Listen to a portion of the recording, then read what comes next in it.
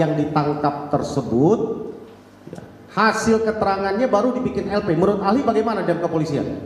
Ya itu udah amburadul ya. Itu mengapa? Apapun istilah yang digunakan, merampas kemerdekaan orang lain, membawa ke kantor, membawa ke suatu tempat, itu namanya sudah merampas kemerdekaan. Nggak bisa pakai istilah mengamankan. Di UHAP itu nggak ada istilah mengamankan. Itu bukan tertangkap tangan ya. Bukan. Mengambil kemerdekaannya sudah diambil, dibawa ke satu tempat, ya bukanlah. Dan ingat, tidak semua anggota Polri boleh menangkap. Tidak semua anggota reserse boleh menangkap. Yang boleh menangkap adalah anggota Polri masih aktif, kemudian berdinas di bidang reserse dan diberi surat perintah. Nah, kalau dalilnya untuk mengamankan, apanya yang diamankan? Sudah ada perekaman. Jadi jangan dicampur adukkan antara penangkapan dengan pengamanan. Nah, kalau mau pengamanan ya kayak ada peristiwa keramaian atau ada sidang kayak gini, ya ada anggota polisi berdiri di situ yang mengamankan ya, tapi bukan menangkap. Ya. Kami ingin tanya ahli, bahwa bila mana ada anggota polisi yang melakukan seperti yang saya sebutkan tadi, apakah kepolisi tersebut hanya melanggar kode etik? Ya, kalau dia sudah diduga ada kekerasan terhadap yang diamankan tadi ya. Bukan hanya kode etik, kalau sudah melakukan kekerasan itu pidana. Tergantung tingkat kekerasannya. Kalau bisa kena 351, bisa kena 352. Dan apabila dilakukan oleh anggota Polri itu harus diperberat. Dan ingat, Indonesia punya sudah ratifikasi konvensi internasional tentang anti penyiksaan. Karena dulu tahun 2002 berapa itu 12-an kita termasuk negara yang dikucilkan di dunia karena kita tidak meratifikasi masalah itu. Dan di Indonesia dikenal sebagai masih terjadi kekerasan-kekerasan oleh aparat. Nah, makanya kita meratifikasi itu. Jadi harus betul-betul itu dihargai gitu ya. Menurut pengalaman ahli dalam berdinas di kepolisian khususnya reserse, satu peristiwa tindak pidana apalagi diancam dengan hukuman mati ya, maksimalnya dan minimalnya seumur hidup, dalam hal ini pasal 340 pembunuhan berencana.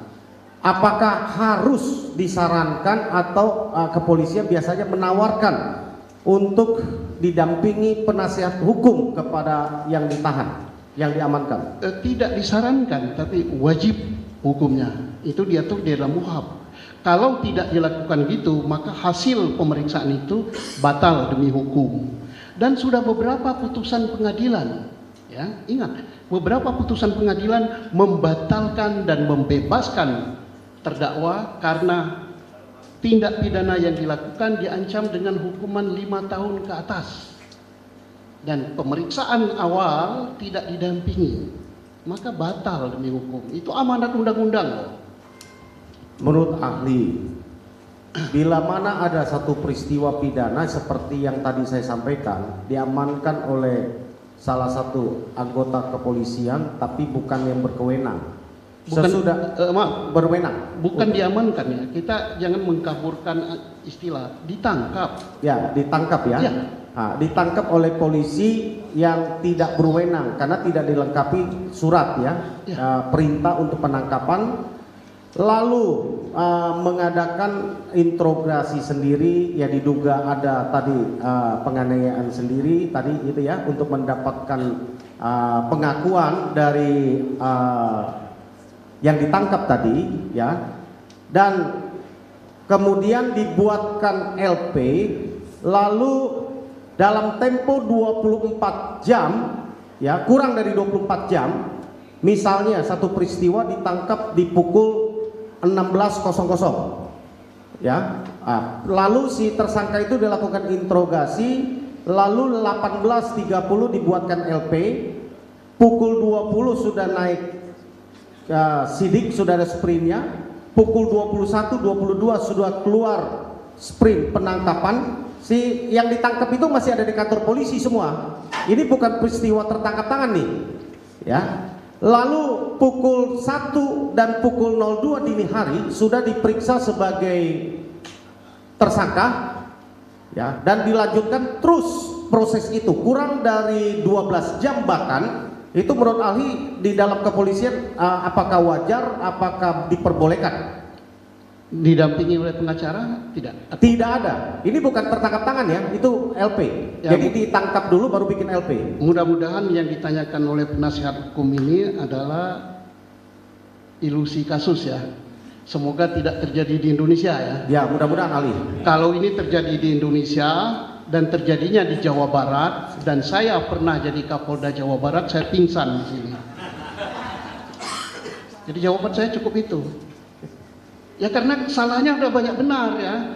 Nangkap tidak punya surat perintah, bukan pada bagiannya, tidak didampingi advokat atau penasihat hukum atau pengacara, kemudian dipukul, kemudian di macam-macam lah yang menyedihkan.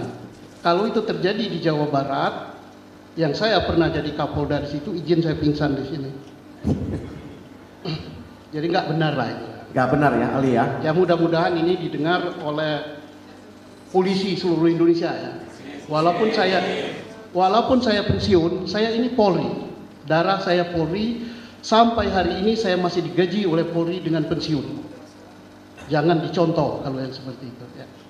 Mudah-mudahan tidak terjadi ya di Jawa Barat ya ahli ya. Nah, Ya. Jadi seluruh Indonesia mudah-mudahan ini tidak terjadi. Sungguh ironis ya. Ya, Karena- kalau itu benar Pak Kapolri harus dengar. Pak Kapolri itu junior saya gitu. Saya tidak pernah menjadi senior mengajarkan yang itu.